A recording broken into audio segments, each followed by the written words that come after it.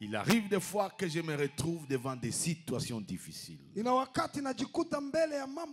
Moi-même comme serviteur de Dieu, je me retrouve dans une situation difficile. Et je me demande comment ça va se décanter. Et le Saint-Esprit me conduit d'entrer dans la prière des jeunes. Avant que je ne termine la prière des jeunes, la première des choses que je ressens à moi, c'est la paix du cœur, la tranquillité. Et tant que vous attendez cela, et vous commencez à ressentir la paix dans votre cœur, la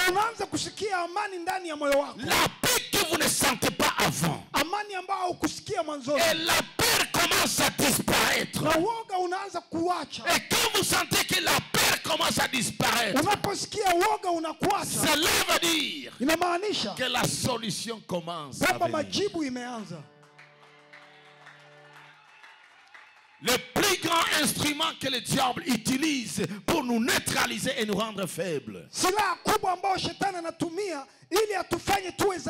c'est la peur et l'insécurité. Quand vous approchez la peur, vous vous provoquez l'insécurité. Et quand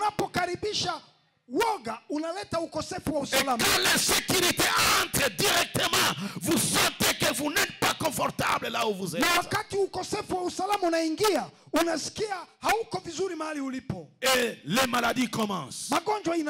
La peur commence, le tremblement commence. Vous commencez à craindre même les voisins, les gens avec qui vous vivez. Vous sentez que tout le monde à côté de vous est dangereux. Mais si vous entrez en prière de jeûne, ce n'est plus vous. Le Saint-Esprit prend votre sacrifice corporel. Il présente vos prières avec des supplications devant le trône. Et vous sentez que ce n'est plus vous qui vivez, c'est le Saint-Esprit qui vit en vous. Et c'est celui qui commence à faire face à vos problèmes. Et vous sentez que la paix entre. Voilà pourquoi toutefois quand tu sens qu'il y a quelque chose qui ne va pas, tu sens que tu es troublé, que toute chose à tes alentours devient problème.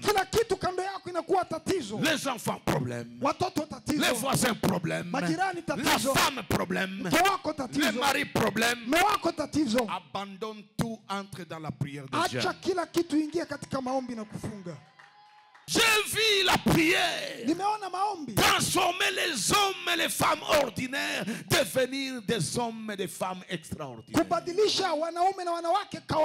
J'ai vu la prière transformer quelqu'un qui est venu courbé, se tenir debout et marcher pour la gloire de Dieu. J'ai vu la prière transformer la vie des gens. Les hommes pauvres, abandonnés, négligés, rejetés. La prière les rend les hommes de valeur.